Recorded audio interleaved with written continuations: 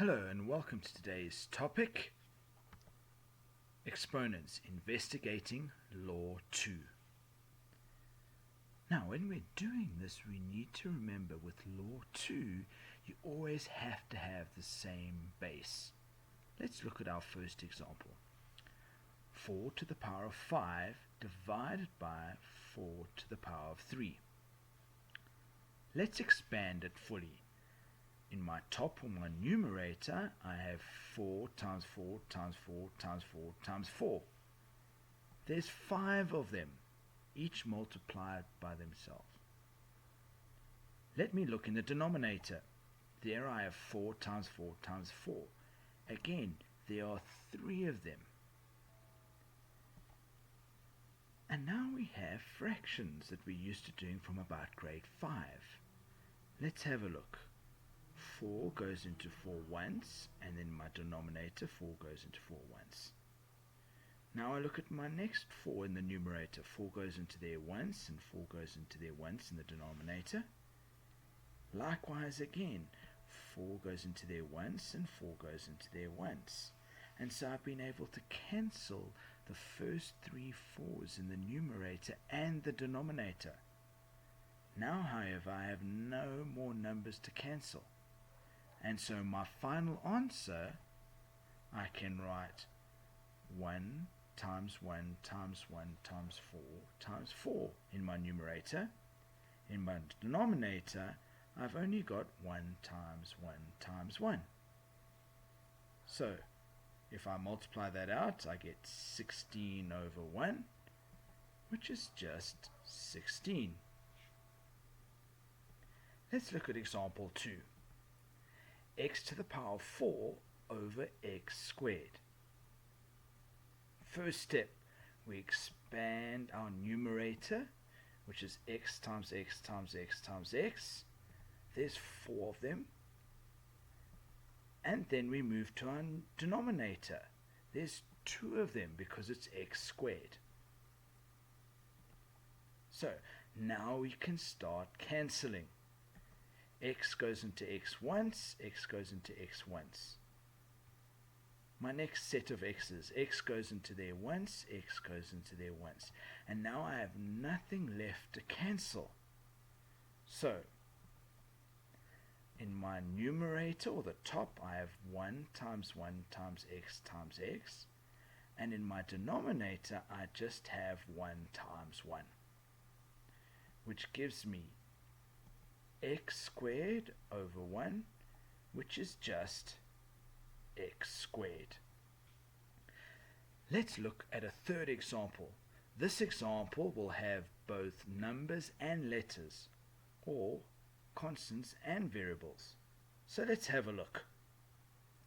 My first step, I expand my numerator, or the top part. So I get 3 times 3 times 3 times y times y times y times y times z times z.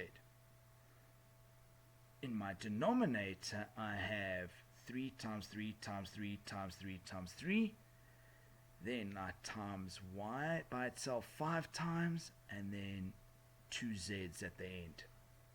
So I've expanded it fully, and now I'm going to cancel in the numerator and the denominator.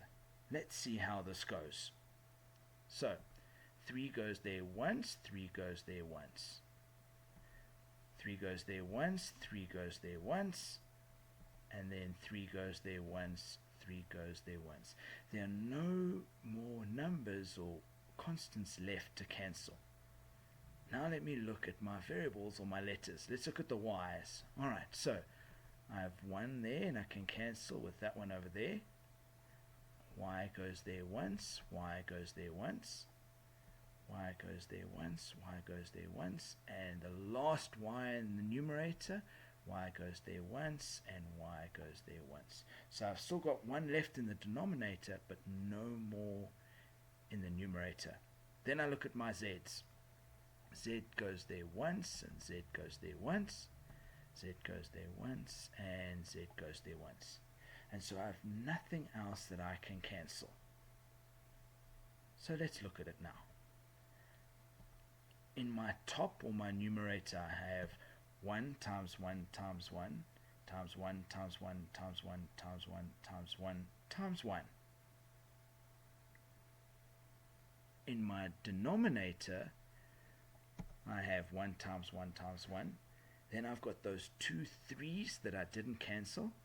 Then I've got 4 more 1's, and then the y that didn't cancel, and then the last 2 z's are cancelled, and those are 1. So when I multiply everything out, I get 1 over 3 squared y. So now let's come up with a rule or a law using our examples. In example 1, we had 4 to the power of 5 divided by 4 to the power of 3. We got the answer of 16, which is 4 squared. Now, if we look only at our exponents, can you see a pattern or some sort of rule? Let's look at the answer for example 2. We have x to the power of 4 over x squared equals x squared. Again, let's look at our exponents. Can you see a pattern? If you can't, I'm going to give you a bit of a hint now. 5 minus 3 is 2, and 4 minus 2 is 2. Can you see how it works? So if you can't get it, here it is. When dividing like bases, keep the base the same and subtract the exponents. In other words, our first example is 4 to the power of 5 divided by 4 to the power of 3. My base is 4, and my exponent will be 5 minus 3. In my second example, I have x to the power of 4 over x squared. I keep my base the same, and I get 4 minus 2 gives me 2, and so my answer is x squared. Thank you for watching Investigating Law 2 of Exponents. I hope it has been helpful. Please like and share so that more and more people can see. Thank you.